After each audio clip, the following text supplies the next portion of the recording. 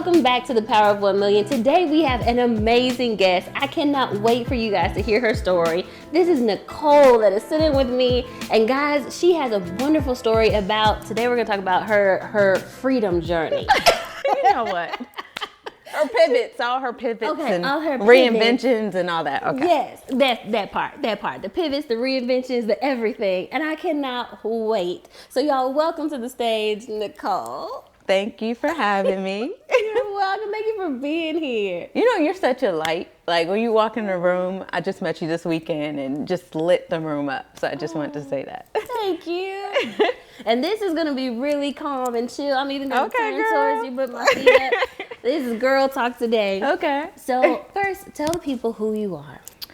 So my name is Necole Kane. I'm most known for being the gossip blogger Necole Bitchie, which I ran a very popular celebrity gossip site for 7 years.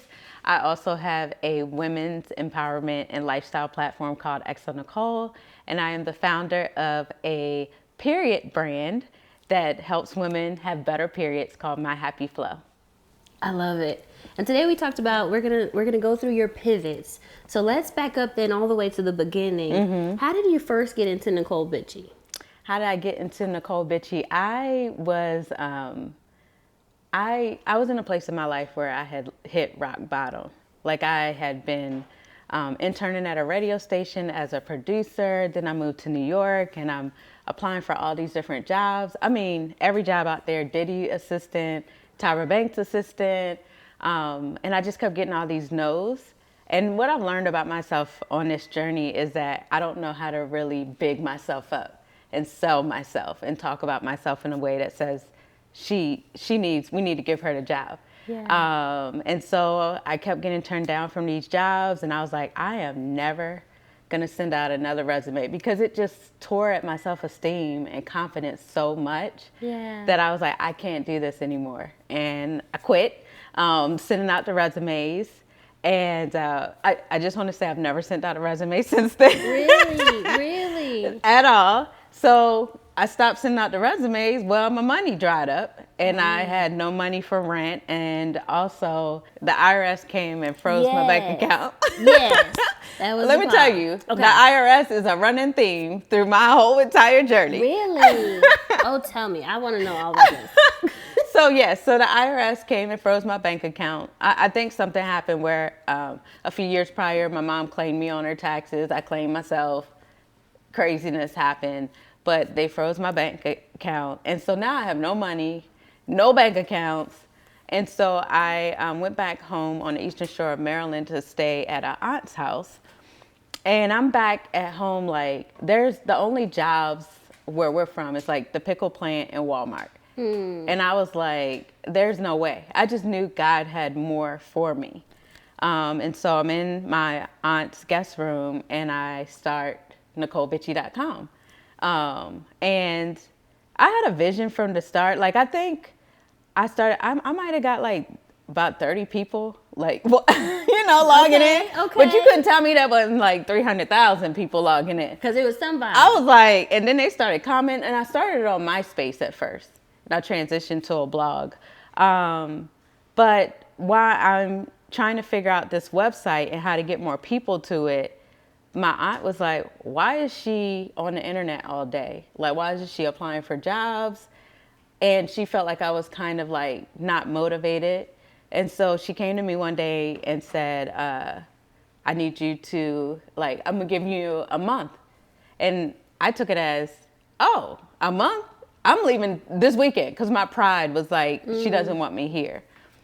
And so I took my little website down to Atlanta and packed my clothes up. And I was like, I have to make this celebrity gossip site work. And down in Atlanta, I met a publicist. I paid her $500. She took me on the scene. I started blogging about the scene, the parties, the promoter, and I connected with photographers and asked them, could they send me the pictures? Yeah. And so I started blowing up the Atlanta scene by blogging about the celebrities that were out, getting the pictures from the photographers. And that's what really helped evolve Necole Bitchie. And it went from 30 people to how, or 3 people, or no, it was 30. 30 people to how many? It ended up, I mean, by the time I transitioned out of that site, 20 million page views a month. Whoa. Yeah. At this time, you have 20 million people a month. Man, you know, when you're behind a computer, you don't even realize what's going on in the outside world around you. So it's almost like this site was blowing up over the next few years. And of course, I did interviews that became really big and that type of thing. But I didn't know the impact until I started actually like leaving out my house and going places. And I was like, oh shoot, people know who I am. Yeah. So yeah, it started blowing. I got a lot of really great things that happened. I remember Single Ladies, the VH1 show came out. Yes. And they had asked me if I could sign paperwork so they could mention me in the show. Oh, wow. But I ended up being mentioned 3 times throughout that show. Like it was like I was a character in the show, but not really there. They kept mentioning Necole. Yes. And so people were like, how much she paid for that? Like, it was free. It was free. I love it. So they're looking at me like I'm some marketing genius. My website banners was a picture of me coming out a computer screen choking a nerdy version of myself. And it was kind of like playing off of I was so shy.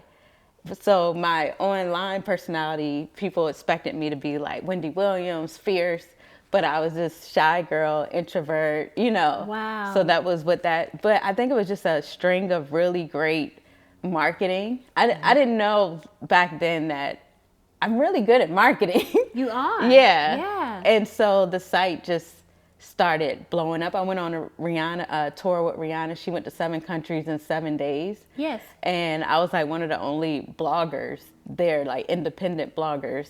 Wow. Most was like VH1 or so. How did you, before we keep going, how did you feel at this time? So you had gone from this place where like the IRS Froze the bank account. Froze the bank accounts. Now you are having millions of followers. At that time, was it followers or just page views? It was page views. So I would say it would probably be about 5 million unique visitors a month or whatever. But it was just, How were you feeling? like Necole Bitchie became the site people would go to every day, several times a day. And I knew that. That's why I would post at least 7 times a day, 4 to 7 times a day, but I would spread it out. So they had to keep coming back versus getting it all at one time. Yeah. How did I feel? I don't know. Like it's, you know, celebrity gossip is a little toxic. I wasn't living the healthiest lifestyle. I probably was eating like 1 time a day at the end of the day.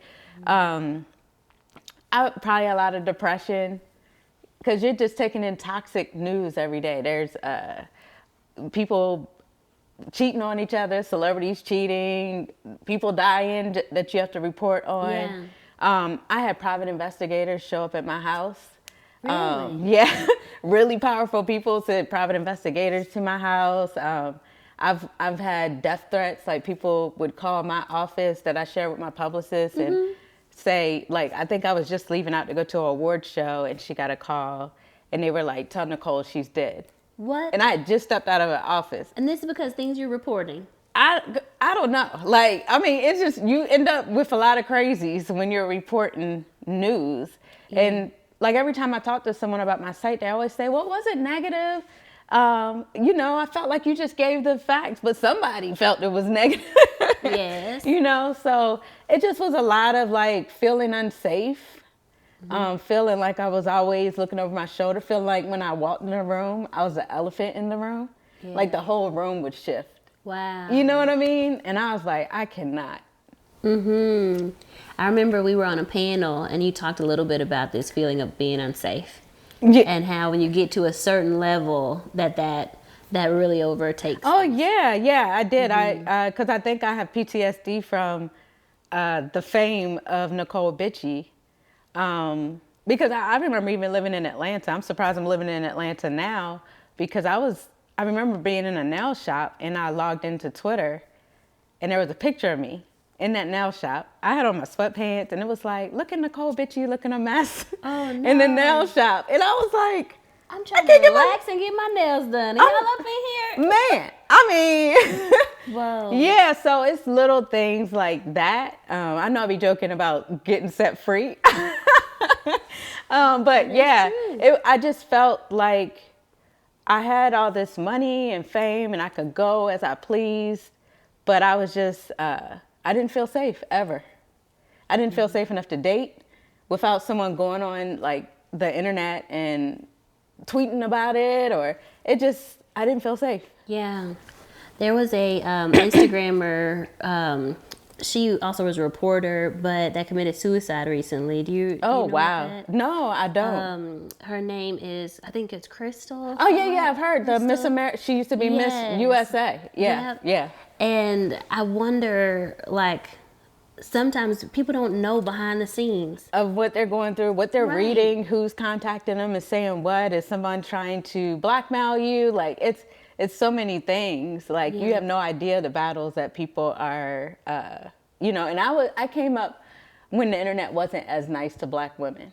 Like right now, you can go into a black women's comment section and you see just, girl, you better get, like, it's just 100 black women bigging her up. And I do feel like my transition into Necole played a role in that culture of we gonna support each other. Yes. But it wasn't like that back then. It was mean comments all the time. Right. It was insane. Is that one of the reasons why you decided to then pivot? I did, because I started changing as a person. Like, I started Necole Bitchie when I was 28. And then I crossed over into my 30s. And when you cross into your 30s, there's something that's called a Saturn return, I believe. But it's when your whole life starts shifting. You start, like, your friends circles start shifting. And I think a lot of people start chasing purpose in their why. Why was I put here? You'll see a lot of people transitioning out of careers and that type of thing. So I started working on my becoming, I guess. And I was like, this site is not in alignment with who I am becoming and want to become. And I felt like when I posted positive things, my audience, look at me, y'all be embarrassed. If you're watching this, it used to be a Necole Bitchie in the audience, in the comment section, y'all used to embarrass me. Really? Talking mean about people I'm trying to be nice to. Oh no! Yeah, it was like those cousins at the cookout. You're like, can y'all please behave? I'm trying to do a positive post today. Right, and y'all coming for them. Stop right. Coming for them. Yes, because I don't know how those people feel when they click on the comment section and see 300 comments and they're all negative. So I didn't want to give people a platform to talk about others in that type of way or put others down in that type of way. And knowing the God, you exude God, you talk about God. So how did that make you feel, knowing that like the people were being so negative, and were you a woman of God at that time? I was not. Okay. I was not. I was like, God was working on me. He still is. But I just knew there was something bigger for me. And damn it. We got to get her a tissue, y'all. I'm the queen of crying. I think I lost, sorry. It's okay.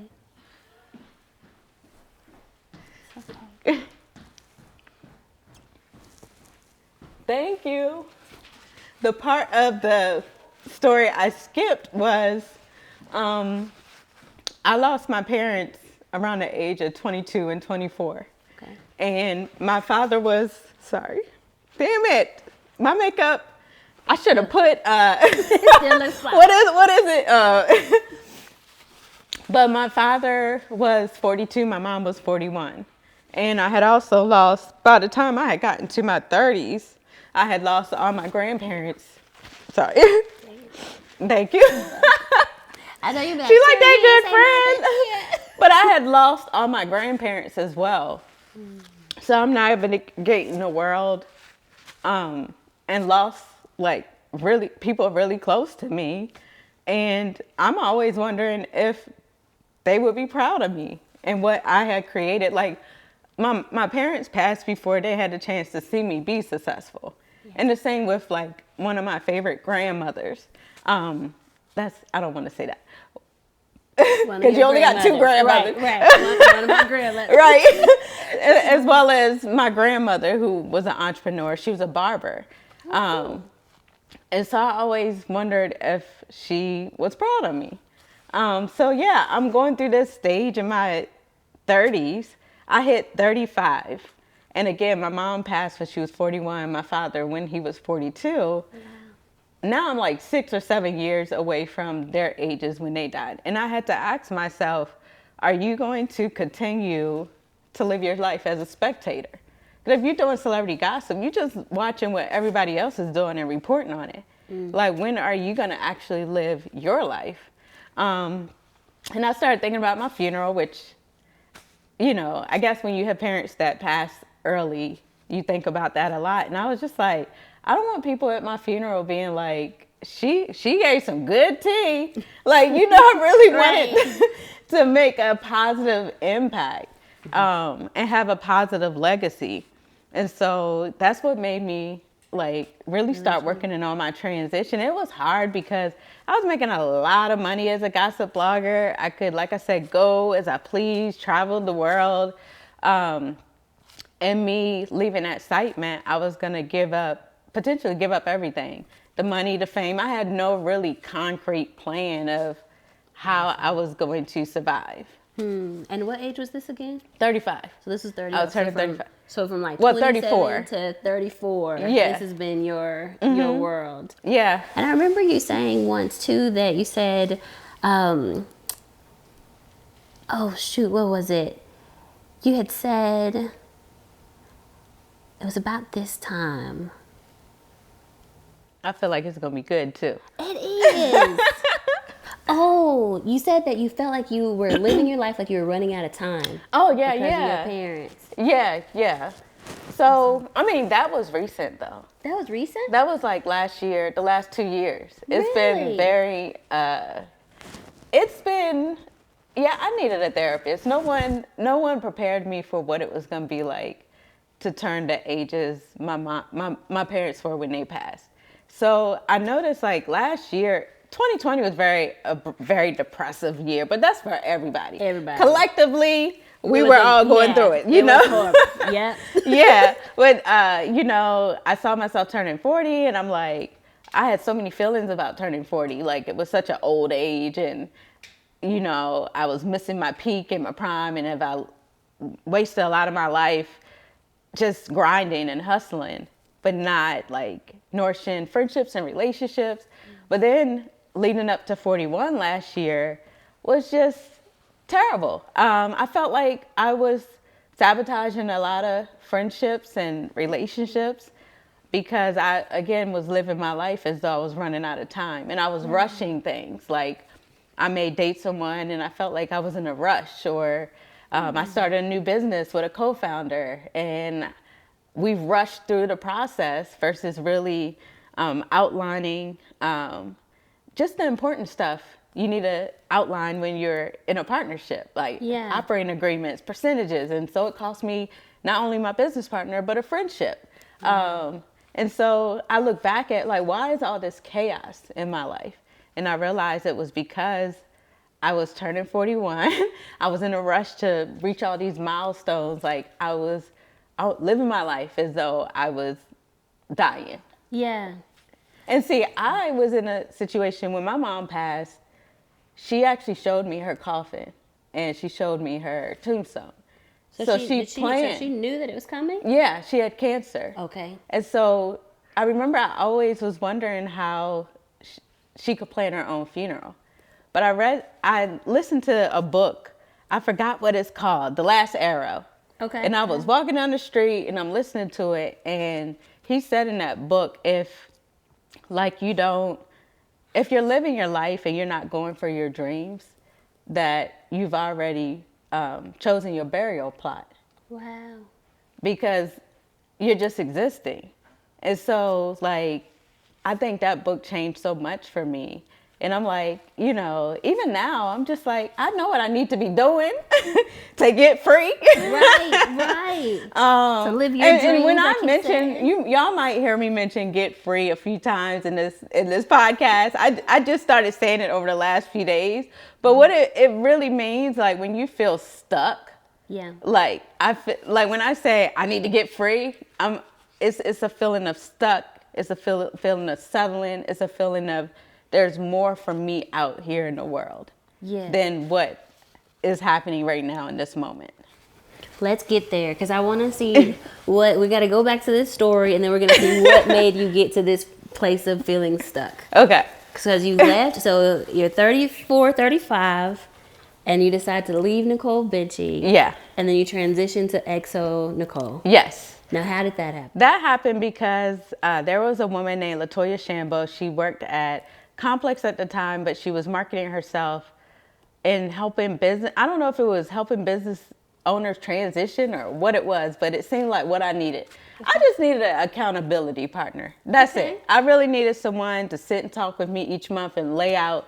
We picked a date in January of 2015, and the date was in June or July 2015 that I would leave my gossip site. Okay. So once I need a date, I'm working backwards of what I need to do to get free. And so, you know, I think Essence Weekend came, and I was like, I am not blogging through another award show, another big weekend. I got my little letter together. Like, this is giving Girls Trip, Queen Latifah and Girls Trip flashbacks. Oh, man. Because I think she did a video to leave her gossip site in the movie. Okay. I wrote a long letter about purpose and just wanting to step into the woman I know God intended me to be. And I put it up on the website, and I went and I ran off to Mexico for a few days and let the internet just do what they did. And you didn't look, I'm guessing. Or you I mean, no, I didn't look. I didn't look. It was a lot of like, I think since it was a big award show weekend and we're normally at the award show, it was a lot of buzz in the press rooms. Like, did you know blogger Necole Bitchie quit? Like, she put a letter on her website, you know, this whole thing. And I remember seeing the same thing happen with a blogger I look up to, Angel from Concrete Loop, did a similar thing where she closed her site down years prior. So, yeah. But I thought I was going to lose my audience. And so I tried to rush to get the other one up. The other site up. So it was a 6-week time period between me leaving that note and us switching over to the new site. Did you lose your audience like you thought? Yeah. Okay. Because not like when you're evolving and going to the next level, you can't take everybody with you. Like some people's mindset isn't there yet. Amen. And so like there was a lot of drop off. We tried to come out and like sprinkle some celebrity stuff in there, but I felt like people were getting confused. And I was like, if you're going to like make the transition. Like, you putting celebrity stuff up here every now and then is like almost like you're half in, half out. So yeah, we started focusing on more just elevating content in terms of relationships, sex, women's health, mental health, and those type of things, because I knew women needed more than just gossip. You would go to every site during that time. It was so celeb obsessed that every site for Black women had like celebrities all over the site. And I knew like we needed more content than that. We trying to get our money up. Like, I just knew we needed content that really would help us rise as a race and a gender. How did it transform from when you first started it to now?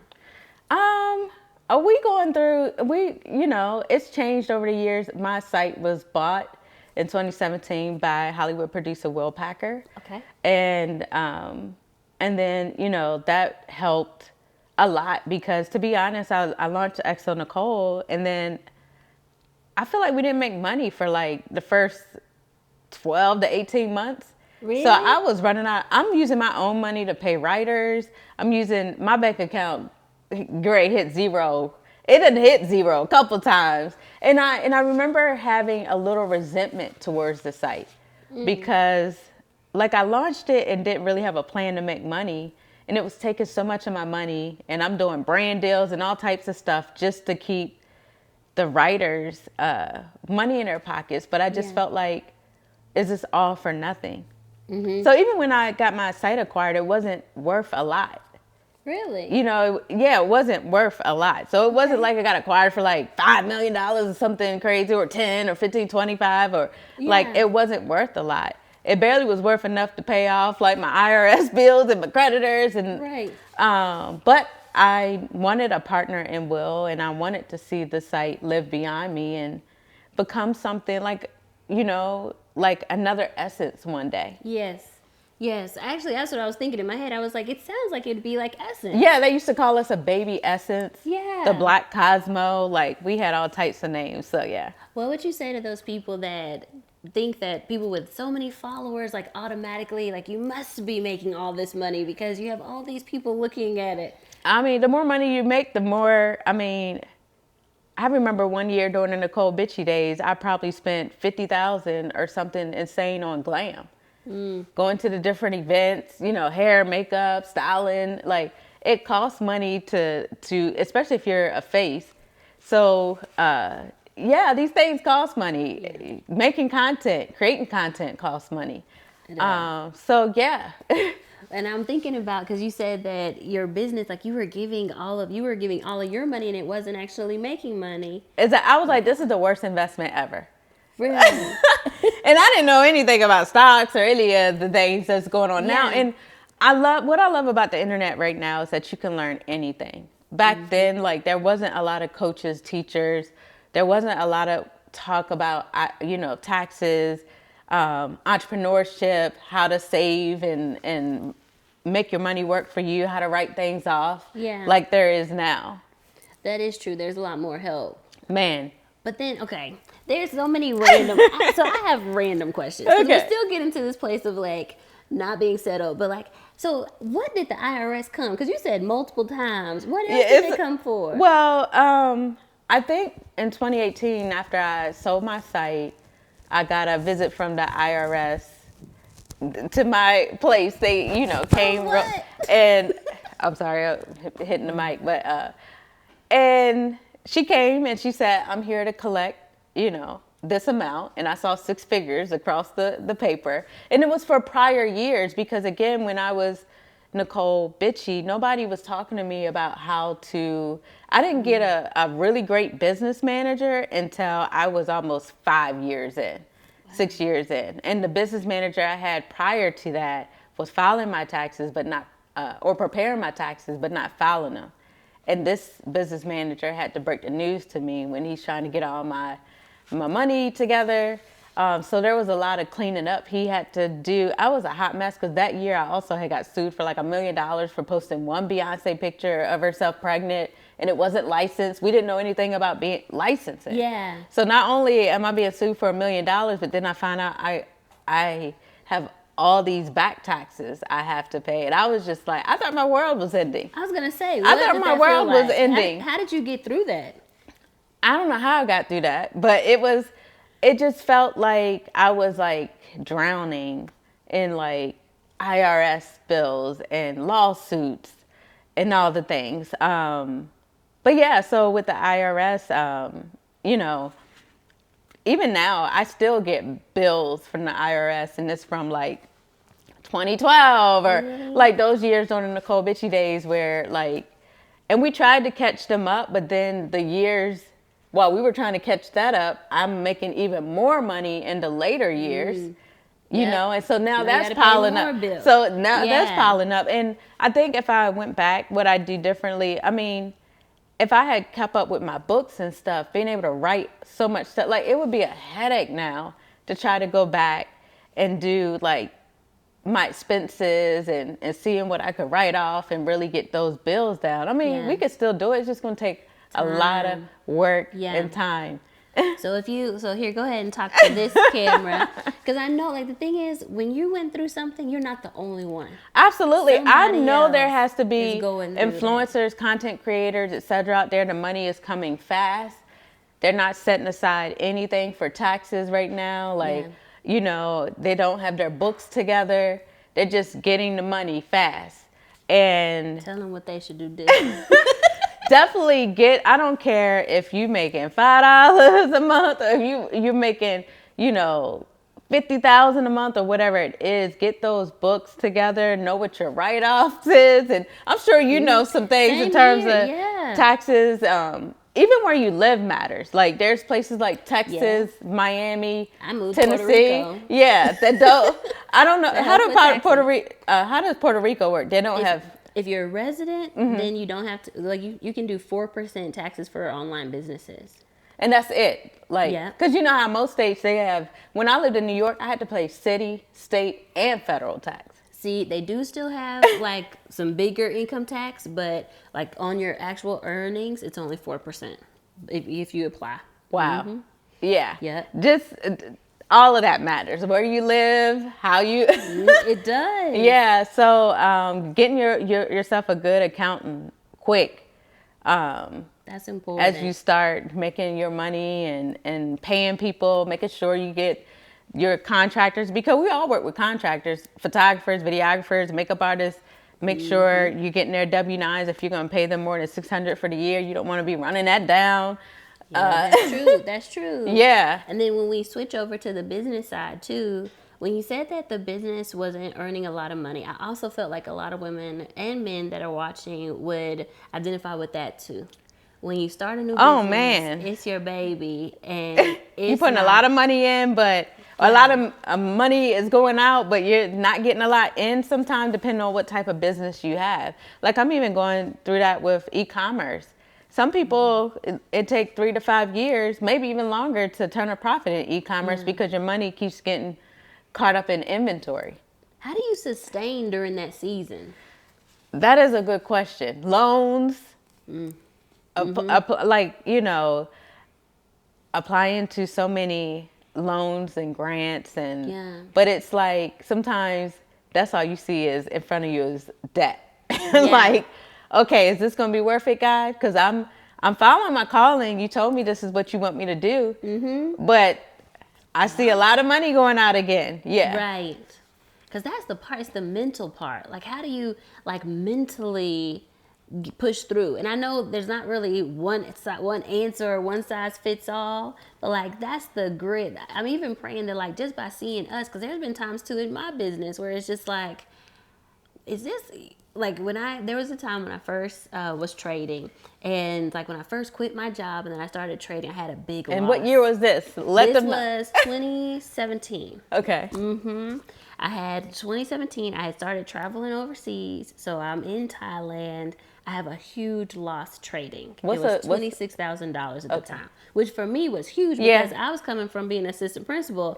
All I had saved up was like $30,000, $35,000.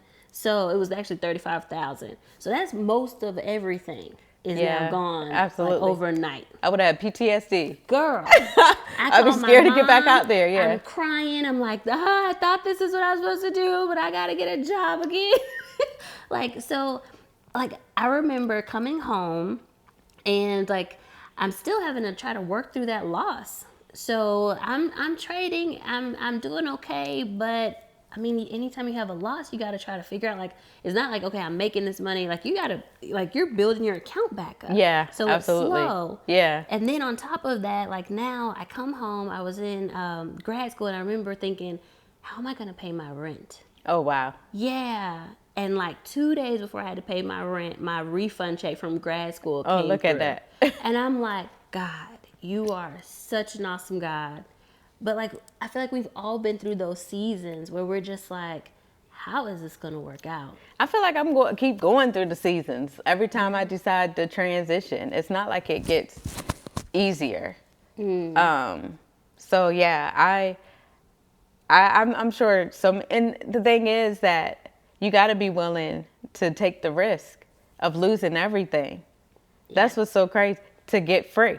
Yeah. You either risk losing everything or you stay stuck in that job you hate or in this position that you feel like you've outgrown. Yeah. Now you decided, so you're at Necole. Now, what's leading now to the I feel stuck and I want to be free?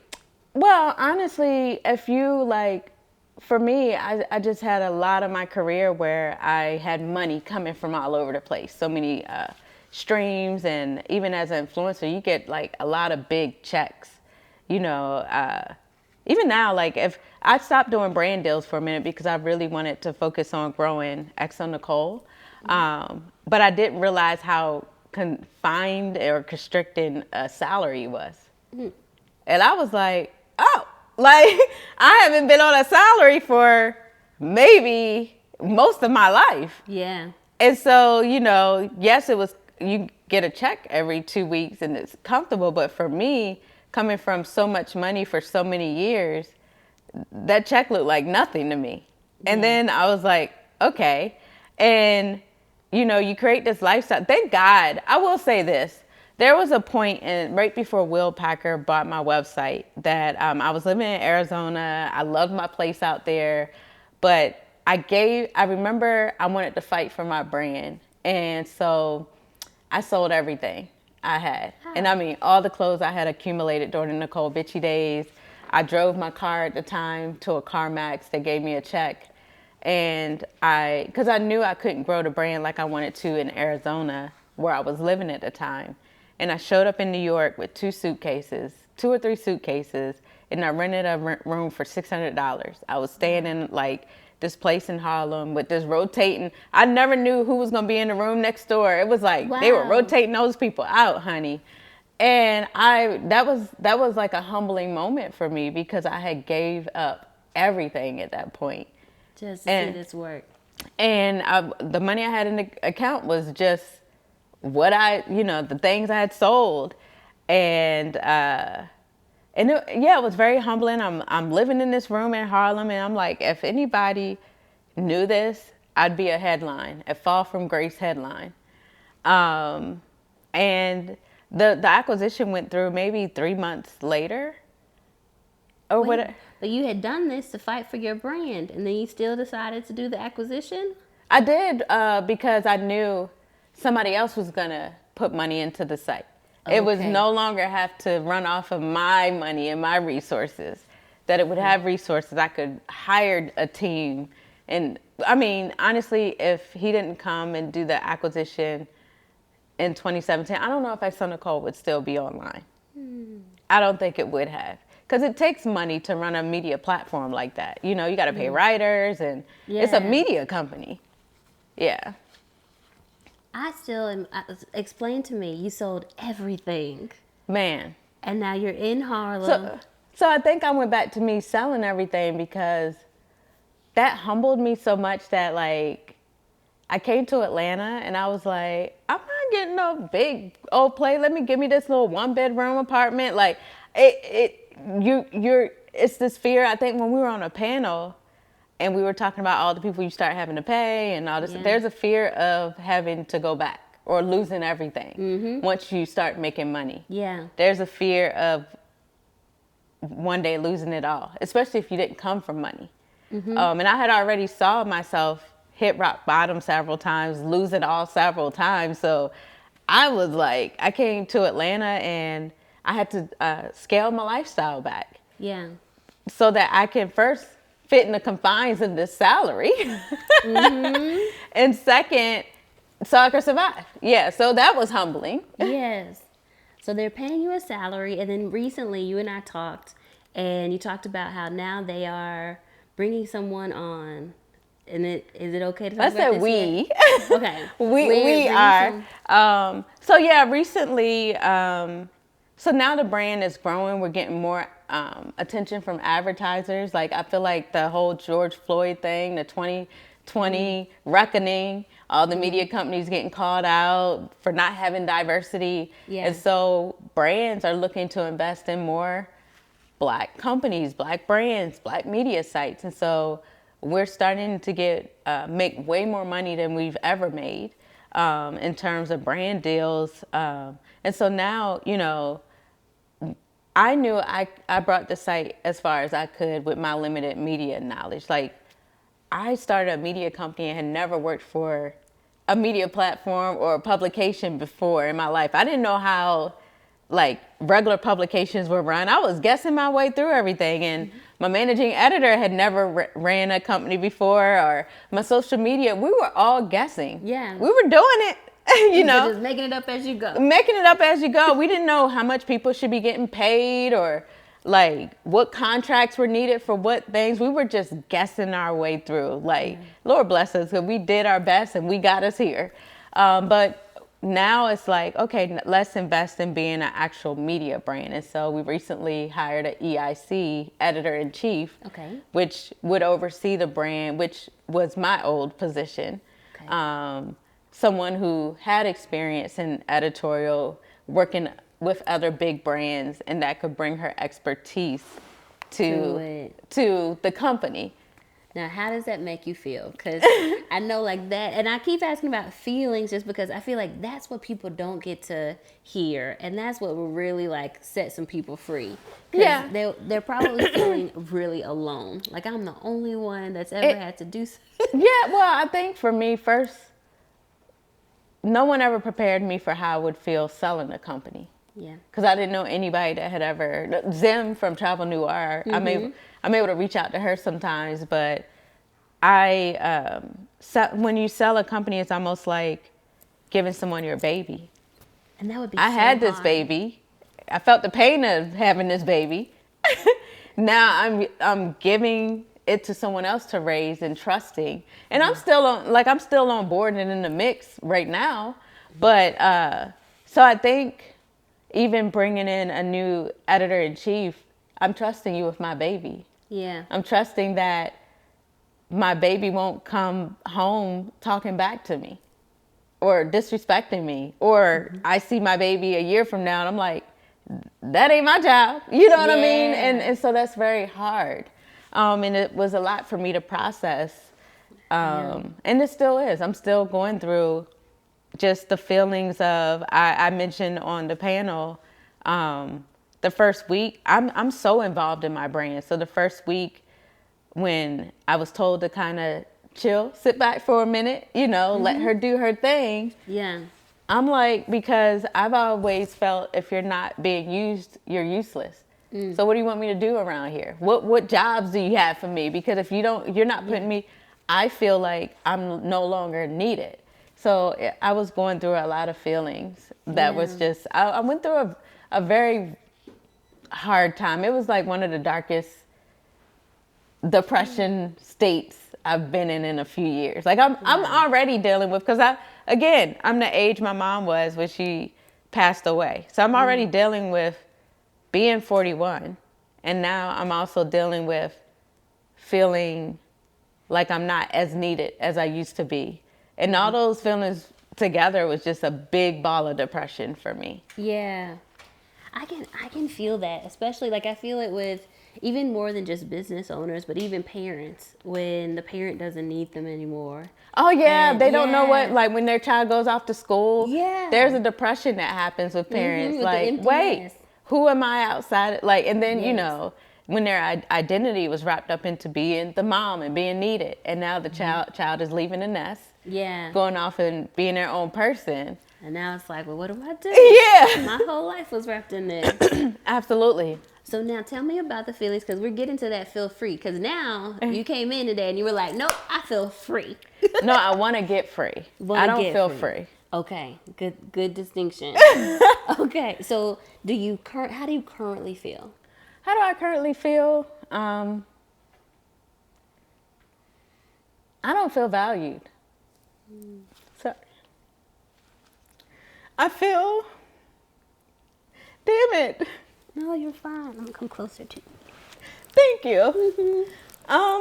Again, when you see your company running and you're not in the mix, you feel out of the loop, and it's isolating, especially when it's a lot of people you brought on board, and you just feel like an outsider. Yeah. And so I don't feel valued. I don't think people want me to feel that way, but my feelings are valid. Right. Yeah, I don't feel valued. It's one of those things it was an ego thing, and I told our new EIC that when she came in. I said, look, I spent the last 2 weeks having to die to my ego, because the first thing I thought was, I put all this blood, sweat, and tears. I've lost all this money. I've sacrificed a lifestyle I used to love and gave it all up to fight for this brand. And someone's going to come in, and within a year, they're going to get all the awards. They're going to get all the recognition. And I'm trying to move past that, because it shouldn't be about the recognition and the awards, but people, we want to be applauded for the work and the hard work and the sacrifice. It's valid, yeah. And so, yeah, that was the feelings for me, just seeing that there's a possibility, no matter, I just gave up a really great life to see this brand get to where it is. And I haven't been happy since I gave up that life. And I feel like the people who work for me, they can tell I've been unhappy. And it's not up to them to make me happy or anyone else. So when I keep saying I got to get set free, I will say, so here's what I mean by getting set free.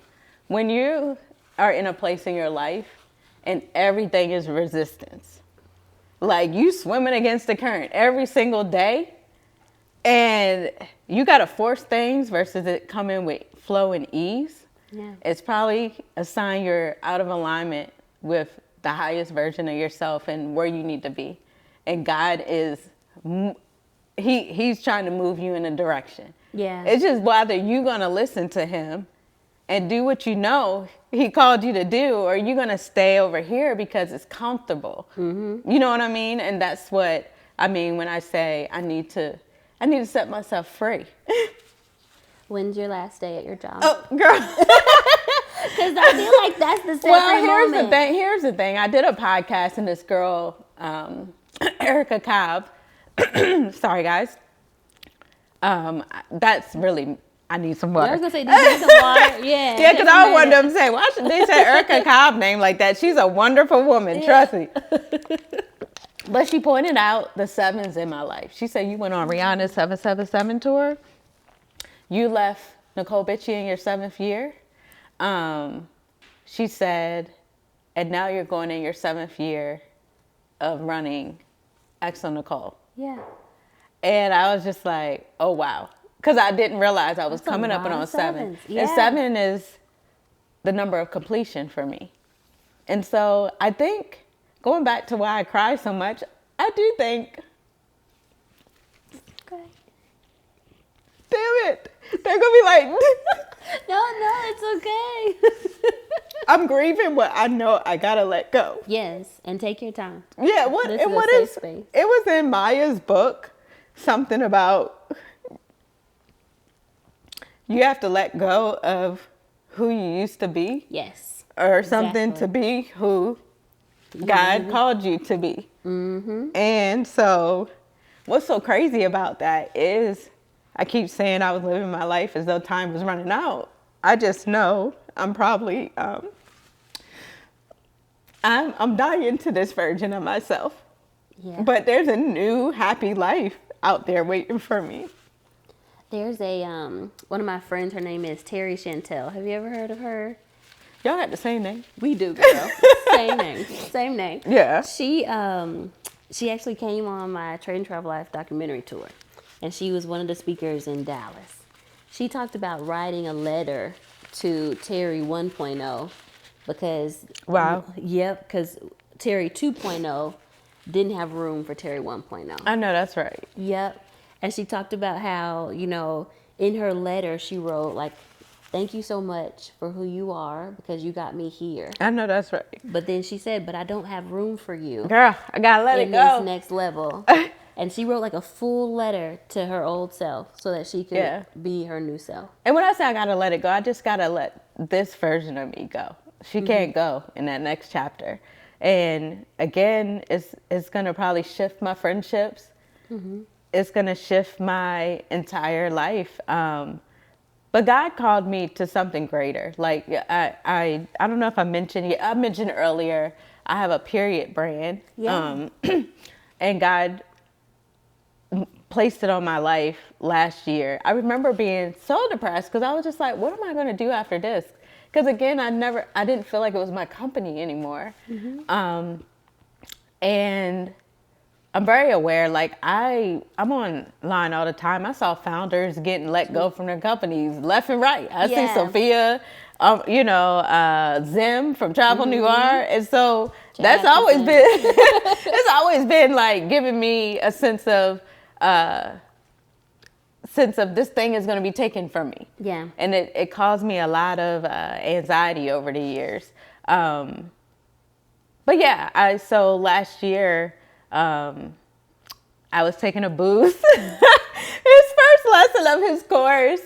And guys, y'all, Abu is in the room. First lesson of his Power Your Launch course. And he was like, what do people know you as? You know, if you were to launch something, would people be confused about it? And at the time I was working on a manifestation planner, but I felt like I had to oversell it every time I was telling people I was coming out with this planner. And once he said that, it made me realize I had been promoting this ingredient called DIM, which is found in broccoli, cauliflower, and those type of vegetables, kale, for about 3 years. And what this supplement does is it balances women's hormones, especially their estrogen. And when your hormones become balanced, your periods are not crazy. Like they become perfect periods. And that's great. Yeah. And they never taught us that periods weren't supposed to be painful. So we didn't know. We just went our whole lives having discomfort every oh my month. God. Like women are really planning their lives around their periods. It's affecting their mental health because they don't know what's going on. They're wondering why they're going through all this pain.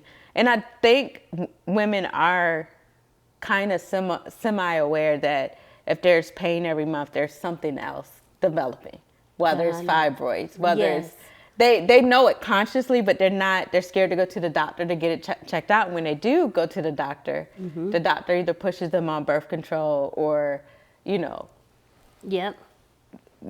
tells them to go get surgery, or it's this whole thing. And so they're not feeling heard. So for me, this supplement wasn't about just pushing a miracle pill for women. And this supplement has DIM and I3C and all these different ingredients, iron, vitamin D. Like it was the dream. I'm gonna start taking it, y'all. Absolutely. I created the dream supplement for me as a Black woman. Like the ingredient, the amounts that you need to be, and what normally happens with our customers is they take it and within a month, even a few weeks, first of all, they notice high increase in energy and mood. That's good. They notice the mood swings go away. They're not tired anymore because all these nutrients are like, a lot of our period pain comes from nutrient deficiencies. Okay. So their body is getting everything it needs. And they're like, okay, yeah. And then the period comes and they're like, I didn't feel a thing.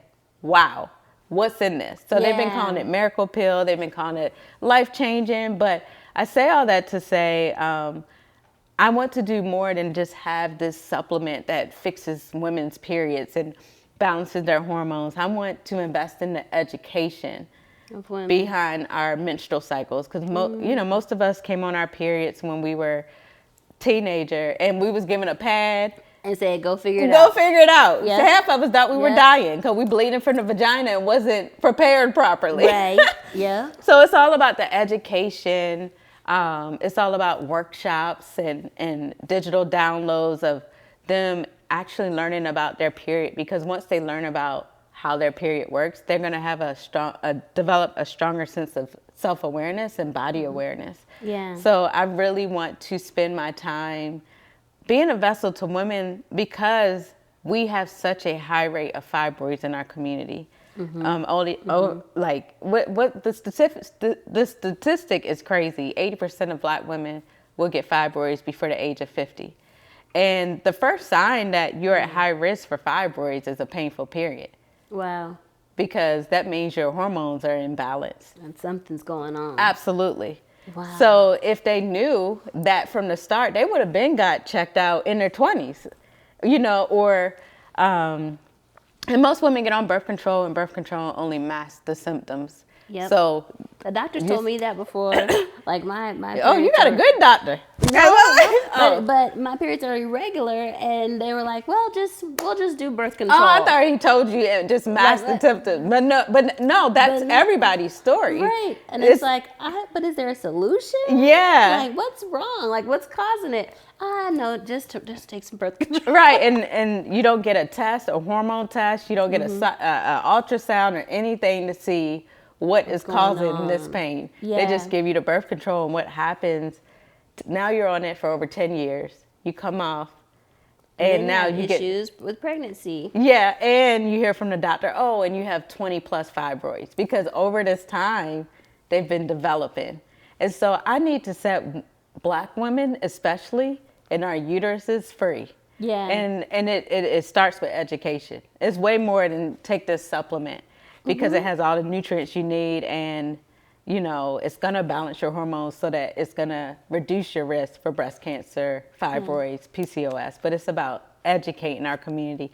I feel like what I've learned with having so many sites for Black women, we were so empowered when it comes to our money, our finances, our career, even in our relationships, but we feel very disempowered when it comes to our health. Yeah, we do. And a lot, like, there's so many Black women that are suffering in silence. Suffering in silence. Like, it's so many Me Too's when you start talking about fibroids or PCOS, and that's why I have to also focus on building community and creating these safe spaces for them to come in and talk about what they have going on, and getting a recommendation for a woman of color doctor. Because that's going to make all the difference. It is. You know. It is. Even for women, like, I heard that we, and you probably know the statistics better than me, but we also have problems with childbirth. Absolutely. And they don't listen to us. Absolutely.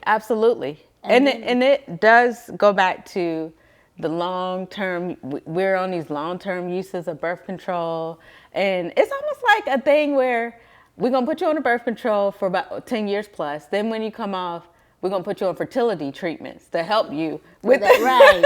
Right. And then when you have the kids, if you are able to have the kids that you want, now we're going to tell you, we're going to give you a hysterectomy. Like, you know, and it's, and we still don't know any, and we're still not educated on any of anything that has happened in that time. That the doctor just knows what to say and what's best. Absolutely. And so it's even important for me, and I'm probably going to have ebooks that are free for women to even know what questions to ask at the doctor, what tests to ask for, what blood work you need, if you have some type of pain, so that they can advocate for themselves better. So that's what God called me to do. It's not as sexy as posting up with celebrities, being at, you know, different events and being next to all these big names. It's not as sexy, you know, but it's so necessary and needed right now. And it seems and I have a platform already. I can't waste my voice. Right. You have a huge platform, and now you can bring a solution to them in a new kind of way. Yeah, and I have customers that come to me, and they've had cysts that and looked 6 months pregnant, and they come back and say, I went to the doctor and they can't find the cyst. You know, my co-founder had fibroid, a cancerous fibroid, and then they wanted to take her uterus and give her a hysterectomy, and this is my former co-founder, and she, I told her about DIM, I3C, and those type of things. She took that for 3 months. She went back. They couldn't find the fibroid or the cancer. Wow. She did go plant-based as well. So it's very important for me to actually let women know the lifestyle changes you should be doing as well as taking this. Yeah, the supplement. Yeah, absolutely. It sounds so it's like a multivitamin for your period, but it does so much more. Yeah. It's like an overall health vitamin, and I'm super proud of it. Custom formula made with Black women and our lifestyles in mind. And real quick, how can they find it if they're like, wait, so Teri, ask her how I can get some? Go to myhappyflow.co, and flow is spelled FLO, so myhappyflo.co. Now, it sounds like you were talking about getting free, but it sounds like this is like setting these women free is freeing you. It is. Every time I thought about quitting, because e-commerce is a lot, like projecting, forecasting, inventory. I'd get emails of women who were just like, you don't know how much this has changed my life. I used to bleed through my clothes during my period, or I used to bleed for, 2 weeks at a time, which is not normal. But we never taught what was normal. Right. And your supplement, like there was a woman who actually bled from March through September. What? She took my Happy Flow, and the bleeding has stopped. She has regular cycle. She's one of my top. Shout out to Sia. She's one of my top customers. Wow. Yeah. That changes your whole life. And she was never getting answers. I see her commenting under different things when she's telling everybody else about my supplement, and she's tagging it. Mm-hmm. And she's like, my doctors wasn't giving me answers. And it's like this girl's bleeding for months. That now she's in jeopardy of iron deficiency, anemia, etc., and not getting answers. And I just think Black women deserve better. I want these women to take their lives back. She said, I just started dating again for the first time. Wow. You don't understand how not knowing what your body is doing will stop you from wanting to go on any kind of date. Any dates. How do you, having to explain to them, I'm on my period, I'm probably going to bleed, I got to put towels down when we go to bed. Mm-hmm. And then another thing, I don't want Black women having to use their vacation days in their personal time to request off of work for their period. Yeah. We're going to be requesting off. Let it be a good self-care day, a vacation. Mm-hmm. But to have to take off every month because your period is just painful. I want Black women to be, and it's for all women, but our early adopters are Black women. What's the movie with Taraji P. Henson, and I think they're working for NASA. It's like I know who. Yeah, and she had to go to she had to walk. Yeah, she had to walk to the bathroom. That's what it reminds me of. She's like, because the guy. She had to walk like miles to the bathroom. Well, why is your bathroom break 40 minutes? And she's like, because there's no bathroom close to here. Y'all tell me I gotta walk in these heels. And it wasn't and she couldn't use the same bathroom as the white people. I think in the film there was no colored bathroom. But I feel like we're kind of in that same kind of situation where Black women and our needs are different. Our needs are different. I think a lot of supplements are made by people who are not women of color, and they don't know our diets. Mm-hmm. High sodium stuff, seasoning. We love our seasoning. We have very high stress. We're taking care of so many people. Yep. And so I had to, when I was thinking about what vitamins were needed for each thing, it was carefully curated with Black women in mind. And so I'm super, that's purpose, and so even though it might take me a while to turn a profit, like those testimonials is like makes me feel rich. Yeah. Yeah. And that's the new season.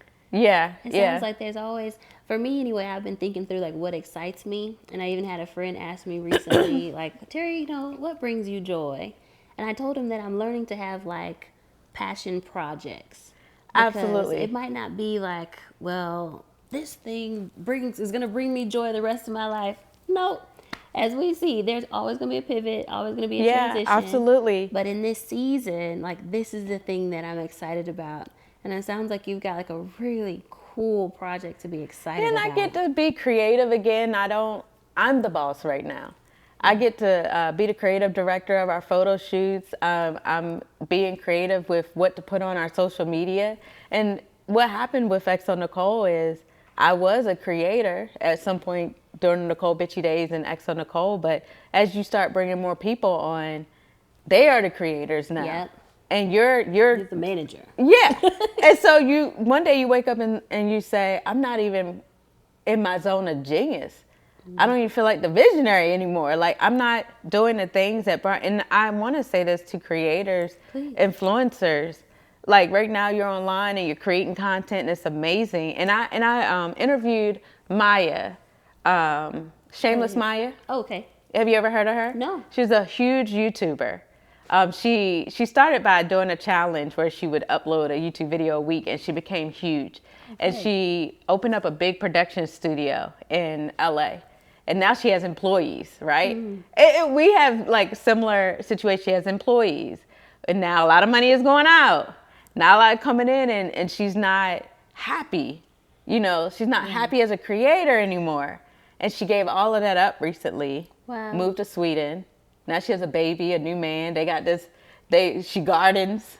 You know what I mean? It's like, this is the life I thought I wanted. Yeah. She's in the garden and just living a whole minimalist and different life. Best life. And so you just have to, I think with creators coming up now, just knowing like, what does 5 years look like for you? And like a lot of us want to be entrepreneurs, but it might take you away from the visionary part. It may take you away from the creative part because now you're hiring, you're managing, you're trying to figure out the money flow, and you wake up one day and you realize you're not doing anything that you enjoy, because you're trying to run this business.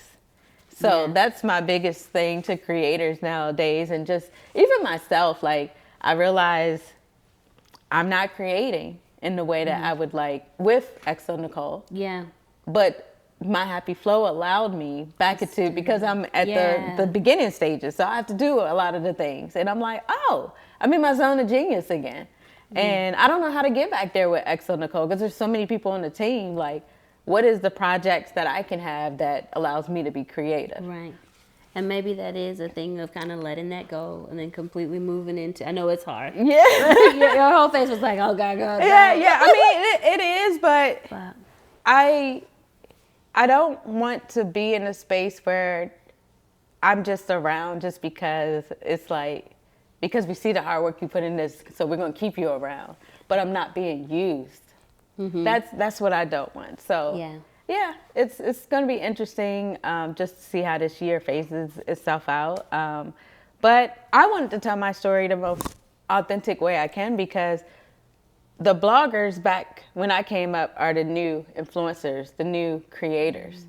And so I don't know, you know, what their next is. A lot of it is, I'm going to create a production company, you know.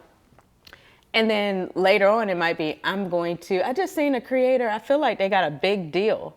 Which one? I don't know. Shout out to Earn Your Leisure, because I be getting my tea from them. But I think somebody got a huge, like a YouTuber got some huge deal or acquisition where they brought majority stake in their company. Okay. And that just comes, I wish a lot of business owners talk more about, like even the Lip Bar and Honey Pot, all these black brands have gotten millions in investments now. Yeah. What does that feel like when you have those millions in investment? Is that another level of pressure? That's the thing. I think people get so excited because they're like, now this million is coming, but now I have this pressure to produce, and absolutely, and they get to tell me what that looks like. Yeah, because if someone's investing in you, especially if it's a VC firm, they're expecting at least 10x their investment back. And so, you know, it's just a lot more pressure, a lot more at stake. Yep. And so I want to see more founders talk about what's that like? Is there isolation around that? Is there depression around that? So yeah. If you could do it all again, would you do it the same? Absolutely. Like every part of my journey was supposed to happen the way it is. Even the not knowing about the taxes and then the acquisition. I didn't know anything about investing or what selling the company really meant back then. It just wasn't talked about. I think one thing I'm doing differently now, I'm building up my circle, you know? Yay. And hold on Teri, my new girl. Yes. I was going to say, hold on one second, because is something going on with the battery? Teri gonna make sure we ain't missing an angle. Like, she's like, we not gonna have. But, no, I mean, I always got these going. I'm switching between you, so you could have kept one.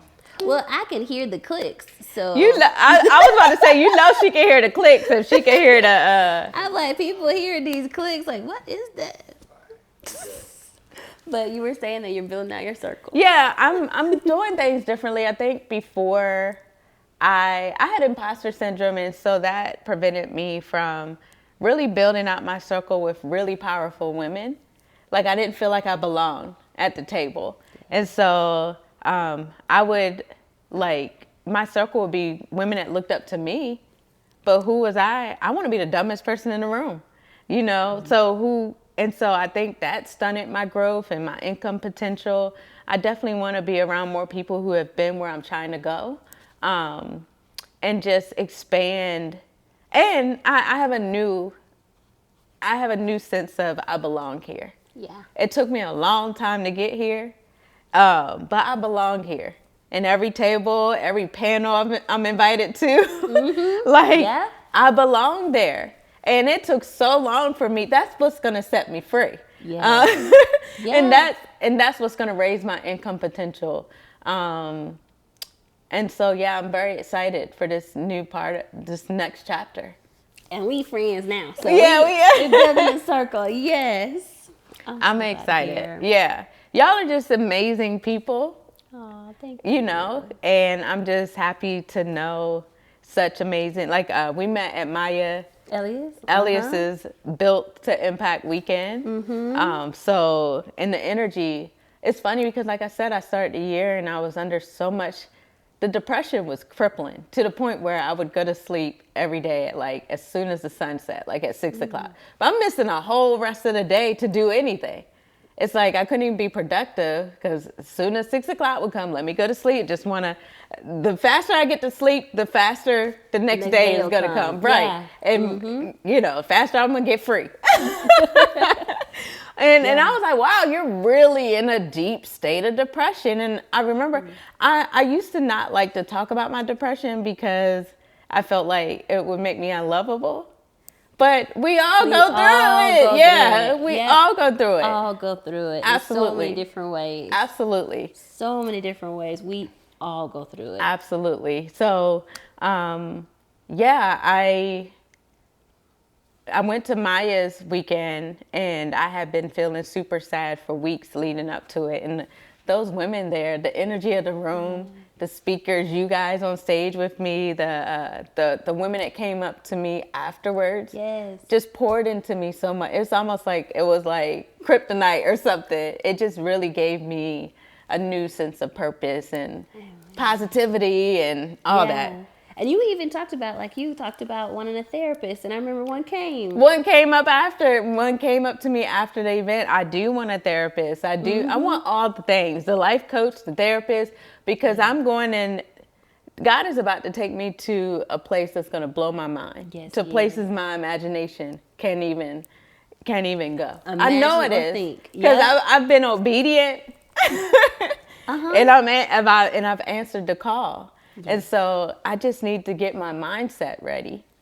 And I have to get myself ready. And that means not, give yourself grace if you feel depression. Yeah. Because we all go through it. Entrepreneurship is so isolating. And especially if you're out here single and you're not doing it with a partner or something like that. Harder. Yeah. Yeah. And I think and this is the last thing I'll say, my money mindset was off for a long time because I equated making more money with less freedom, especially as a Black woman. It's hard for me to date already. I'm like, the more money I make, the harder it is for me to date, It's going to be even harder for me to date. The more visibility I have, I feel the harder it is for me to date. And so when you're equating making more money, having more visibility, you stunt yourself so much, I can't go too much further. Then he ain't gonna come. He ain't gonna like me no more. Yeah. So I have a lot of things to sort through with a therapist, but I can't wait until a year from now. You do a follow-up interview with me, and we talk about how everybody's using your supplement. You'll see a big headline about how it's in every retail store and partnerships, and you'll be let's dream for a second. So we're gonna what are we gonna see? So we're gonna see next year this time. What are we gonna see from Necole? I love Teri. That's what you gotta dream big, and I think from Necole Kane. Yes, from Necole Kane, you will see My Happy Flow will be like a household name, because the word of mouth is just gonna, I haven't ran, and it became a 6-figure company within 4 months, after we launched, and I haven't ran an ad yet. I keep telling Abu, don't let me run an ad. Like right now it's word of mouth and social media.